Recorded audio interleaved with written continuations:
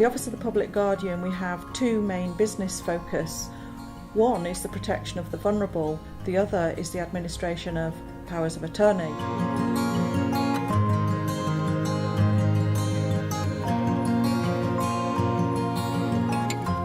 The challenges that we were facing was from the sheer volume of applications.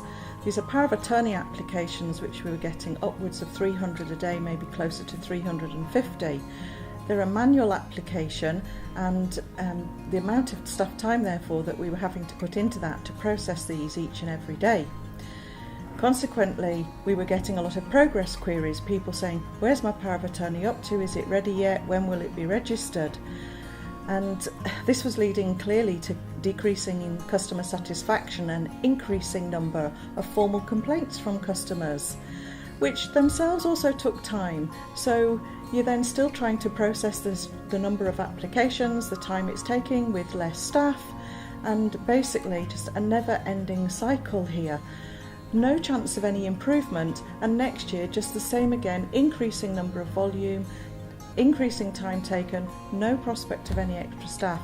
So we had to have a creative solution. How are we going to address this? We had to think of something, and the answer seemed to be we would have to go digital on it.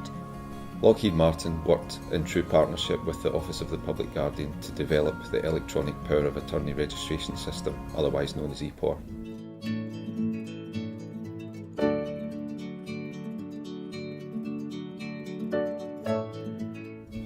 We incorporated an agile methodology to deliver this system, which resulted in a close working relationship between the Lockheed Martin team and the OPG.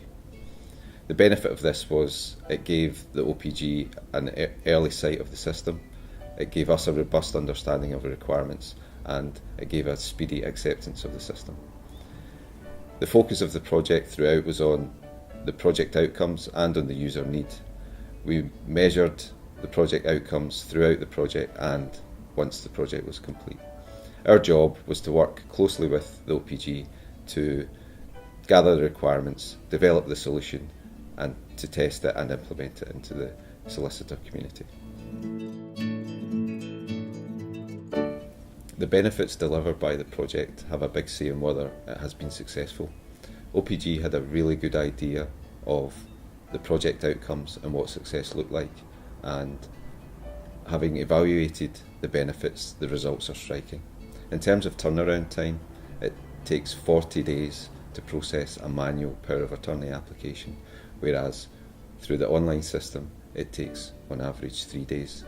To look at this another way, it takes a member of OPG staff 25 minutes to process a manual power of attorney application, compared to 5 minutes for an online application. In terms of service delivery, there are much fewer rejected applications in the online system compared to the manual applications. This is mainly due to the online validation that has been implemented into the system when users complete the forms. In addition to faster turnaround times and improved service delivery, there have also been cost savings in areas such as the purchase of stationery and postage. The quicker processing time frees up OPG staff to focus on their main role, the protection of vulnerable people in society. EPOR has addressed all of the challenges that we had and has more than exceeded our expectations, delivered benefits beyond what we could have anticipated. As with all projects we deliver, we've learned a number of lessons. The first lesson to learn is that the collaborative process works best. We worked closely with OPG throughout the project and other stakeholders too. This allowed us to understand their requirements and what they wanted to get from the system. Now that the project is complete, we continue to work with OPG to maintain the system, but also to provide advice and guidance on future enhancements.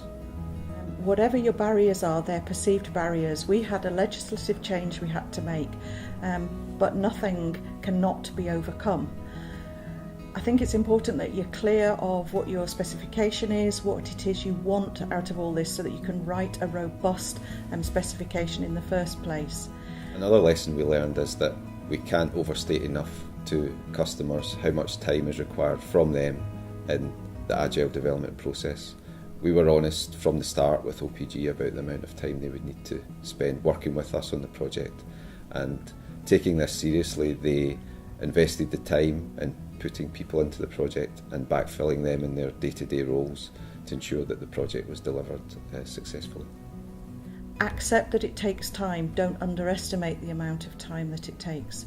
Don't assume or jump to a solution too quickly, but likewise, take the leap of faith. Don't hang around and wait too long trying to get a perfect solution. I think it's important that you have an idea of the cost and that you're clear what you think you're going to have to put into this from the outset. If possible, use a procurement framework. I would say certainly retain the ownership of it. It is your solution at the end of the day, not the people that you've procured to do it for you. And therefore give active participation, use your staff, use your customers, develop something that is right for the holistic approach for both your customers and your staff, for everybody who are going to have to use it. Make sure that you do robust factory testing and user testing so that you iron out any of those glitches as early as possible and you don't release it to market, as it were, with some loopholes in it that are going to then appear negative to the customers that are going to use it. Another key lesson learned is that public sector IT projects can be delivered on time, on budget, and with measurable benefits.